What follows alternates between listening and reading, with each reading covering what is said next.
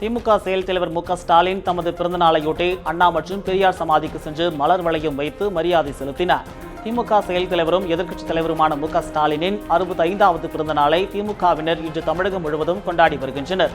இதனையொட்டி இன்று காலை அண்ணா சமாதிக்கு சென்ற ஸ்டாலின் அங்கு மலர் வளையம் வைத்து மரியாதை செலுத்தினார். இந்த நிகழ்ச்சியில் முன்னாள் மத்திய அமைச்சர் தயாநிதி மாறன், சட்டமன்ற உறுப்பினர்கள் மா. சுப்பிரமணியன், MRK பன்னீர்செல்வம் உள்ளிட்ட பலர் கலந்து கொண்டனர். இதனைத் தொடர்ந்து சென்னை வேப்பேரியில் உள்ள தந்தை பெரியாரின் நினைவிடத்திலும் ஸ்டாலின் மரியாதை செலுத்தினார். பின்னர் சென்னை அறிவாலயத்தில் திமுக நிர்வாகிகள் மற்றும் தொண்டர்களின் வாழ்த்துக்களை ஸ்டாலின் பெற்றுக் கொண்டார். அவருக்கு புத்தகங்களை பரிசாக வழங்கினர். தமிழக காங்கிரஸ் கமிட்டி முன்னாள் தலைவர் EVK இளங்கோவன், குமரி ஆனந்தன், புதுச்சேரி முதலமைச்சர் நாராயணசாமி, முன்னாள் மத்திய அமைச்சர் தயாநிதி மாறன் ஆகியோர் நேரில் சந்தித்து பிறந்தநாள் வாழ்த்துக்களை தெரிவித்தனர்.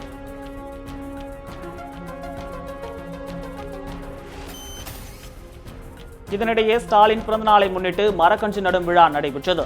சென்னை CIT காலனியில் உள்ள மாநகராட்சி பூங்காவில் திமுக நாடாளுமன்ற உறுப்பினர் கனிமொழி கலந்து கொண்டு மரக்கன்றுகளை நட்டார். இன்று திராவிட முன்னேற்றக் கழகம் தளபதி அவர்களின் பிறந்த நாளை இளைஞர் எழுச்சி நாளாக கொண்டாடி கொண்டிருக்கிறது.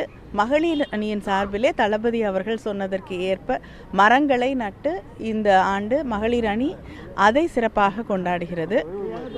திராவிட இயக்கத்தின் முக்கியமான தலைவர்களாக இன்று உருவெடுத்திருக்கக்கூடிய தளபதி அவர்களின் பிறந்த நாளுக்கு மகளிர் அணியின் சார்பிலே என் வாழ்த்துக்களை தெரிவித்துக் கொள்கிறேன்.